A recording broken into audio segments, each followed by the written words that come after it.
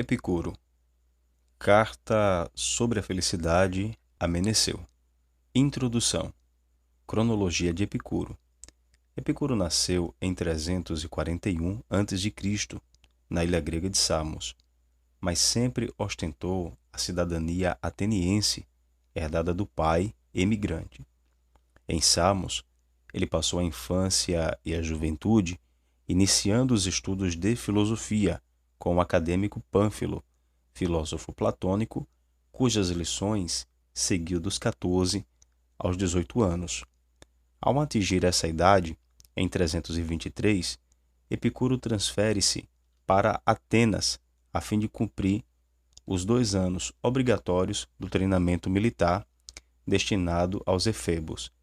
Nessa mesma condição, encontra como colega de turma o futuro dramaturgo Menandro, de quem se torna amigo.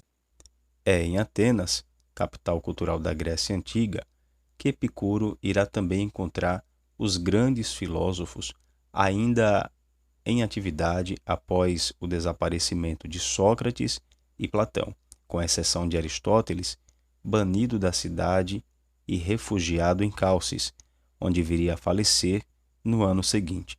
Desde Teofrasto, sucessor de Aristóteles no Liceu, até Xenócrates, diretor da academia, cujos ensinamentos ele certamente seguiu.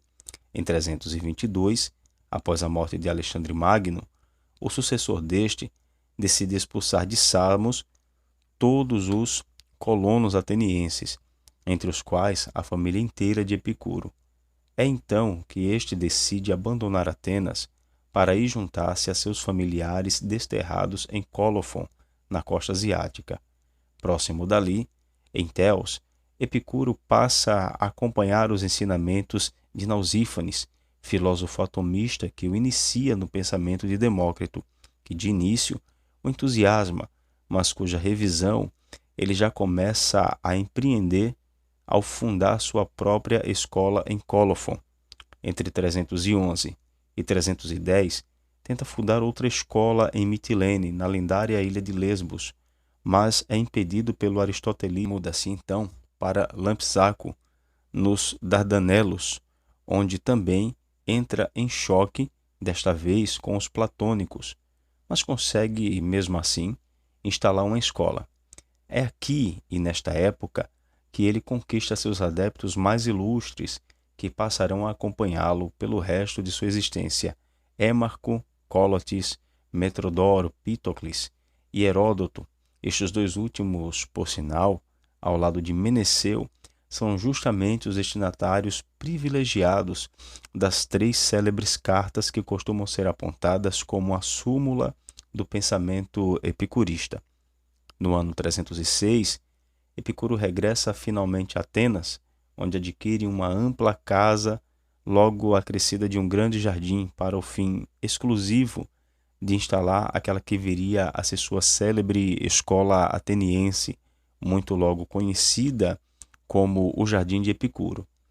Enquanto na casa habitavam os mestres, ou seja, além do próprio Epicuro, também os antigos discípulos Émarco e Metrodoro, entre os mais ilustres no amplo jardim, acampados em barracas e cultivando hortaliças, instalavam-se os novos discípulos vindo das mais distantes regiões.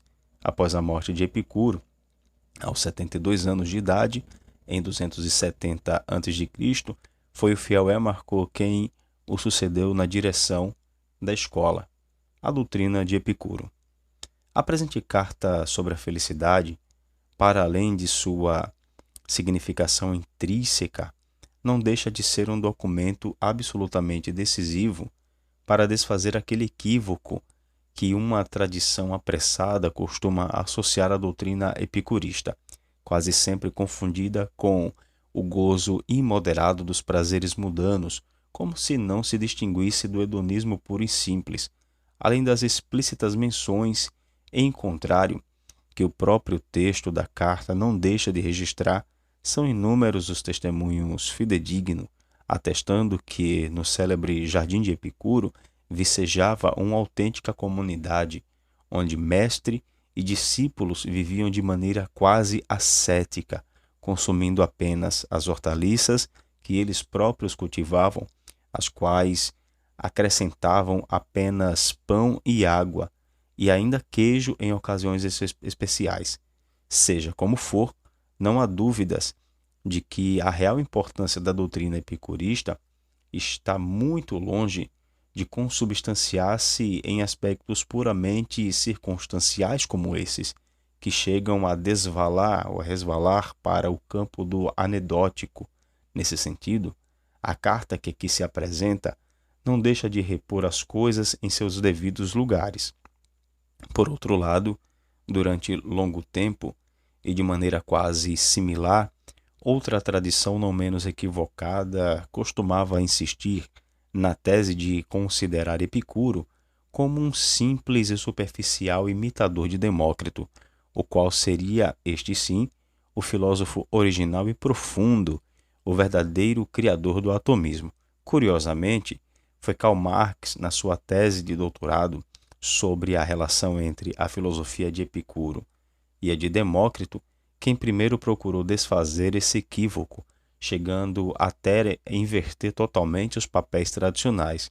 Segundo Marx, a teoria atômica de Demócrito, que se distingue primeiramente pela crença universal na lei de causa e efeito, aplica-se indistintamente tanto ao mundo da natureza quanto ao homem. Portanto, Demócrito, do ponto de vista filosófico, pode ser imediatamente considerado determinista ou fatalista. Quanto a Epicuro, se é verdade que aceitava a teoria de Demócrito na parte referente à constituição e ao comportamento da matéria, por outro lado, repelia veementemente o determinismo e o fatalismo. Mais uma vez, essa rejeição aparece explícita na Carta sobre a Felicidade, quando se diz que mais vale aceitar o mito dos deuses do que ser escravo do destino dos naturalistas.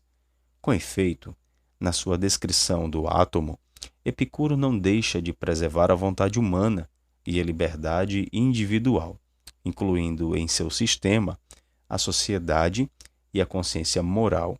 Hoje, parece não haver dúvidas de que esses e outros aspectos tiveram influência decisiva na própria formação do pensamento marxista, tal como foi originalmente criado, sem qualquer outra contribuição posterior.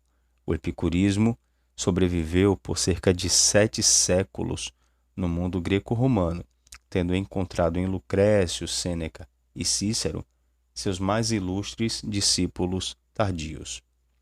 A carta sobre a felicidade. Ao lado de uma carta a Heródoto, tratando da física atômica, e de uma carta a Pítocles, a propósito dos fenômenos celestes, esta carta a Meneceu, de Epicuro, a outro de seus discípulos, é mais conhecida como Carta sobre a Felicidade, já que versa justamente sobre a conduta humana, tendo em vistas alcançar a tão almejada saúde do espírito.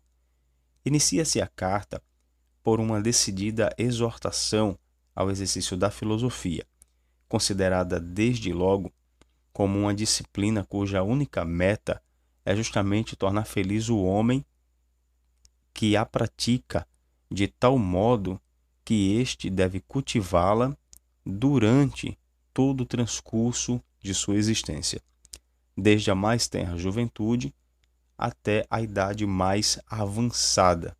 Após esse exórdio, o filósofo passa a transmitir para os discípulos aqueles tópicos que considera essenciais para essa busca permanente da felicidade, a começar pela crença na existência dos deuses, considerados entes imortais e bem-aventurados. No tópico seguinte, aparece a morte apresentada como o mais aterrador dos males. Torna-se absolutamente necessário vencer esse medo da morte. Ninguém deve temê-la, uma vez que não há nenhuma vantagem em viver eternamente. O que importa não é a duração. Desfilam em seguida as várias modalidades de desejo, acompanhadas da necessidade imperiosa de controlá-los, tendo em mira tanto a saúde do corpo quanto a tranquilidade do espírito.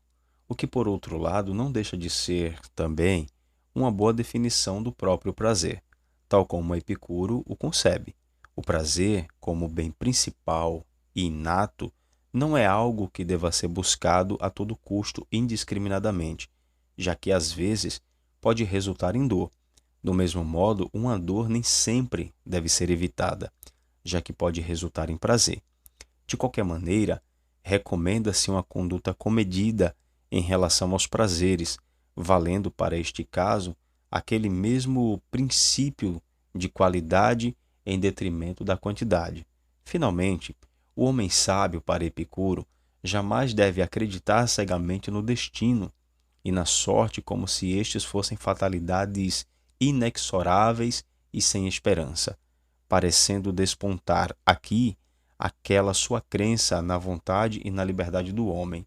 Eis aí, em suma, os pontos essenciais sobre os quais Epicuro exorta Meneceu, garantindo-lhe que a prática correta de tais ensinamentos será capaz não só de levá-lo à mais completa felicidade, mas até mesmo sentir-se como um Deus imortal entre os homens mortais. Carta sobre a felicidade a Meneceu.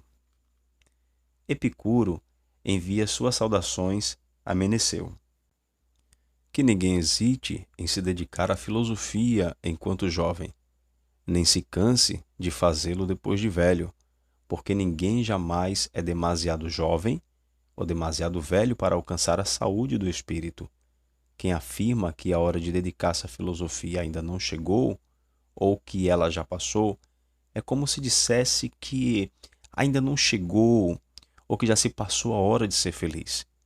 Desse modo, a filosofia é útil tanto ao jovem quanto ao velho, para quem está envelhecendo, sentir-se rejuvenescer através da grata recordação das coisas que já se foram, e para o jovem poder envelhecer sem sentir medo das coisas que estão por vir. É necessário, portanto, cuidar das coisas que trazem felicidade, já que, estando esta presente, tudo temos, e sem ela, tudo fazemos para alcançá-la. Pratica e cultiva, então, aqueles ensinamentos que sempre te transmiti, na certeza de que eles constituem os elementos fundamentais para uma vida feliz. Em primeiro lugar, considerando a divindade como um ente imortal e bem-aventurado, como sugere a percepção comum da divindade. Não atributos a ela nada que seja incompatível com a sua imortalidade, nem inadequado à sua bem-aventurança. Pensa a respeito dela tudo que for capaz de conservar-lhe felicidade e imortalidade. Os deuses, de fato, existem, e é evidente o conhecimento que temos deles. Já a imagem que deles faz a maioria das pessoas, essa não existe. As pessoas não costumam preservar a noção que tem dos deuses. Ímpio não é quem rejeita os deuses, em que a maioria crê, mas sim quem atribui aos deuses os falsos juízos dessa maioria. Com efeito, os juízos do povo a respeito dos deuses não se baseiam em noções inatas, mas em opiniões falsas. Daí a crença de que eles causam os maiores malefícios aos maus e os maiores benefícios aos bons.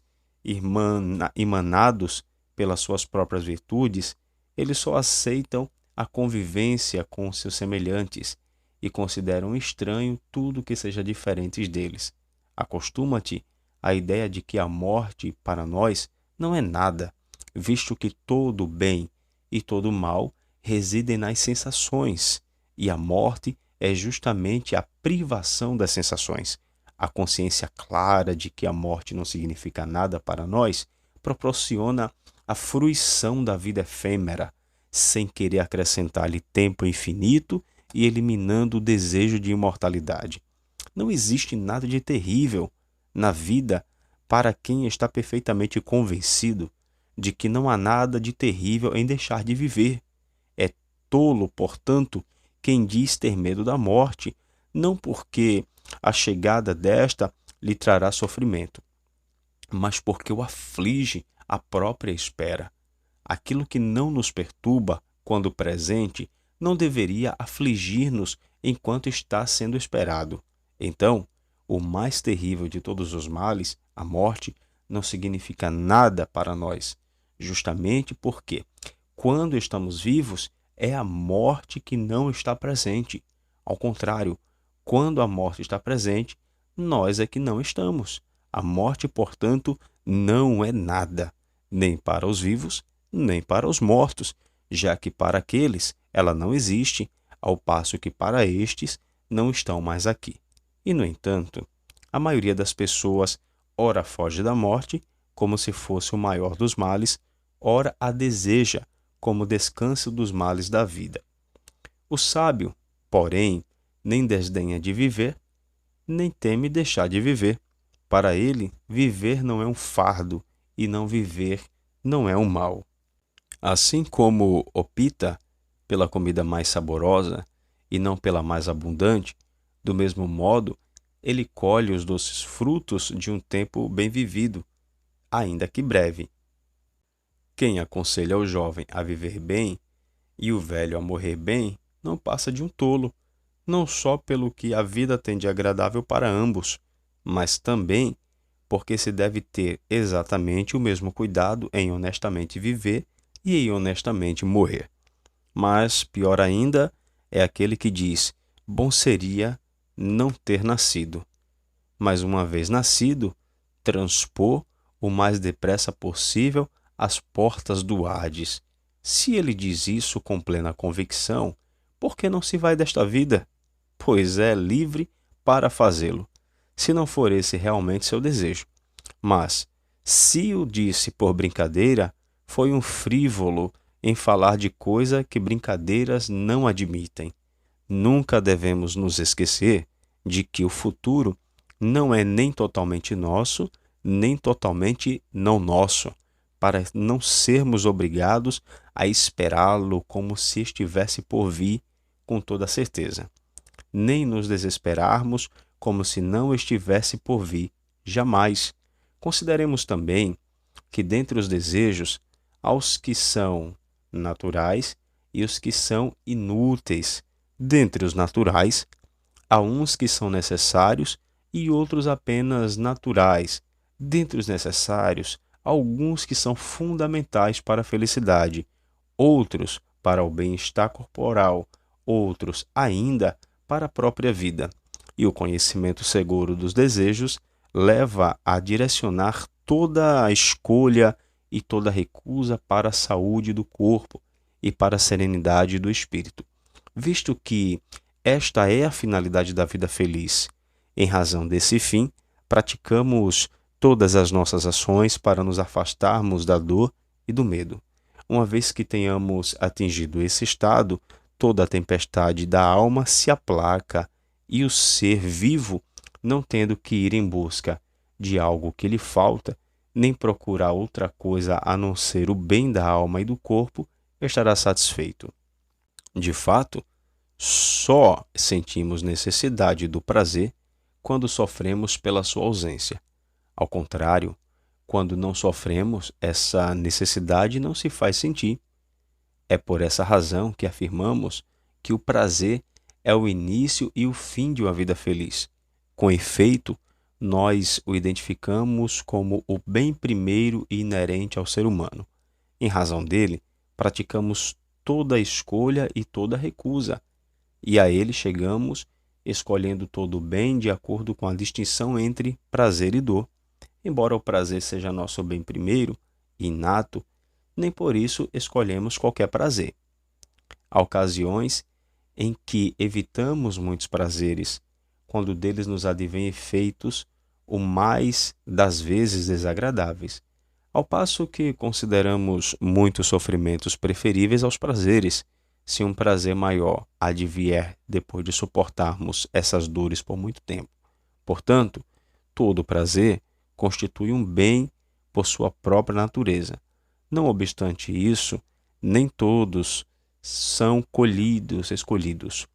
Do mesmo modo, Toda dor é um mal, mas nem todas devem ser sempre evitadas.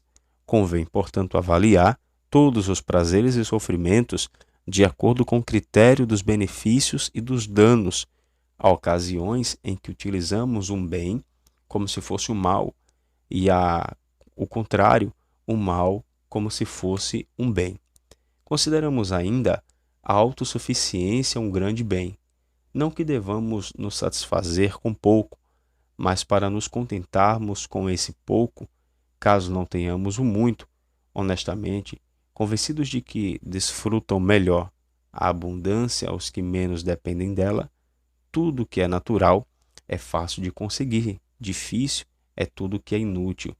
Os alimentos mais simples proporcionam o mesmo prazer que as iguarias mais requintadas, desde que se remova a dor provocada pela falta. Pão e água produzem o prazer mais profundo quando ingeridos por quem deles necessita. Habituar-se às coisas simples, a um modo de vida não luxuoso, portanto, não é só conveniente para a saúde, como ainda proporciona ao homem os meios para enfrentar corajosamente as adversidades da vida. Nos períodos em que conseguimos levar uma existência rica, predispõe o nosso ânimo para melhor aproveitá-la e nos prepara para enfrentar sem termos a vicissitude da sorte.